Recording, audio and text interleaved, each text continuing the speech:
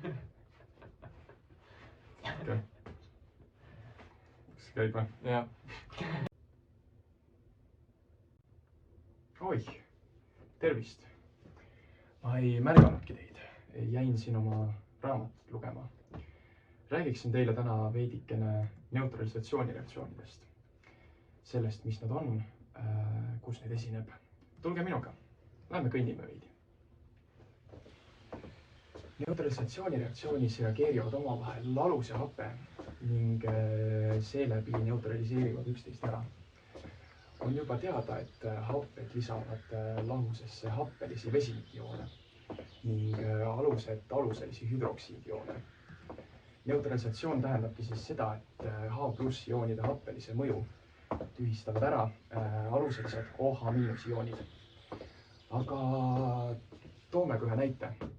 Võtame soolhappe ja naatriumhüdroksiidi vahelise reaktsiooni.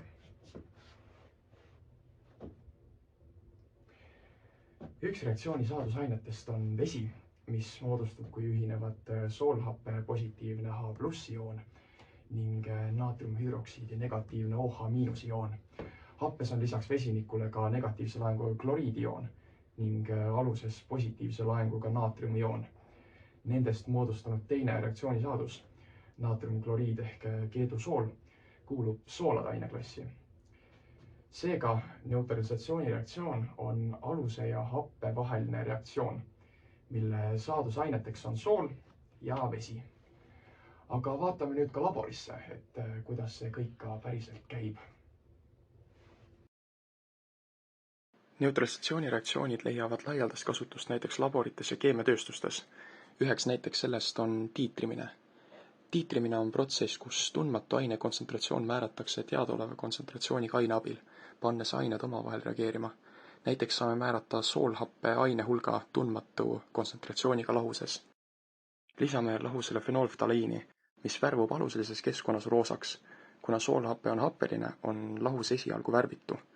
Lisame lahusele aeglaselt teadaoleva kontsentratsiooniga naatriumhüdroksiidi lahust. Neutralisatsioonireaktsiooni käigus reageeris kogu soolhappe naatriumhüdroksiidiga. Teades nüüd lisatud naatriumhüdroksiidi lahuse kogust, on võimalik välja arvutada tundmatu soolhappe lahuse kontsentratsioon. Neutralisatsioonireaktsioone kasutatakse ka erinevates tööstusvaldkondades. Heitgaase, näiteks süsihappegaas ja vääveldioksiid, neutraliseeritakse, et vähendada nende mõju keskkonnale.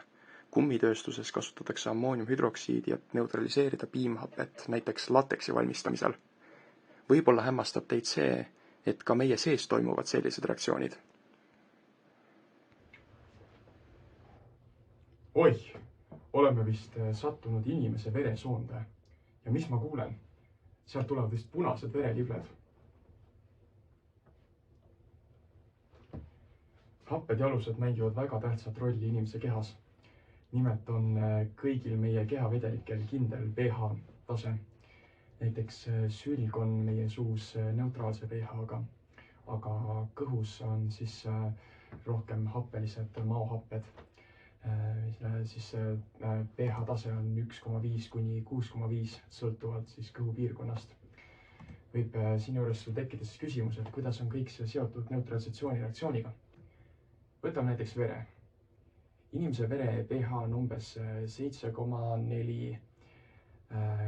Kui inimese vere pH muutuks selline, ütleme 0,6 võrra, tähendaks see tegelikult kohest surma. Aga siiski ei ole mõtet muretseda, sest meie kehad on sünnist saati suutnud hoida siis meie vere pH taset stabiilsena ja suudavad ka tulevikus. 2 kemikaali, mis siis hoiavad sinu vere pH korras, on süsihappe ja siis selle konjugeeritud alus vesinikkarbonaatioon. Konjugeeritud alus on nimelt siis osake, mis on tekkinud happest ning võib liita endale prootoni.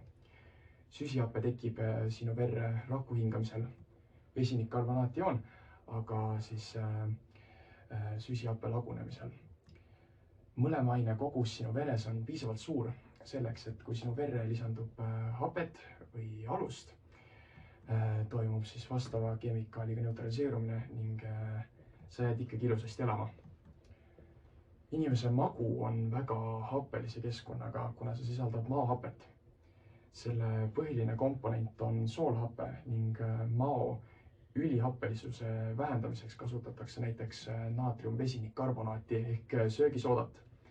Soolhape ning söögisooda omavaheline reaktsioon on samuti neutralisatsioonireaktsioon.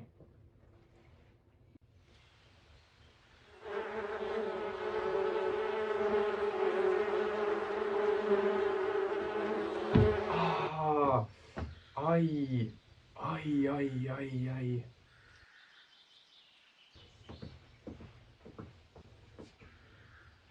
Oh mind küll. Tundub, et ma sain mesilaselt naelata. Huvitav, mis mu kehas praegu toimub.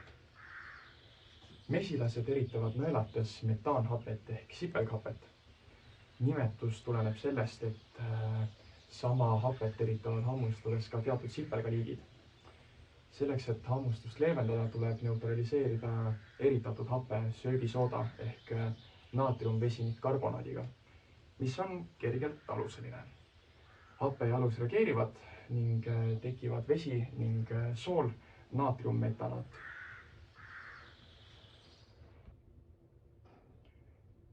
Loodan, et saite nii mõndagi uut teada.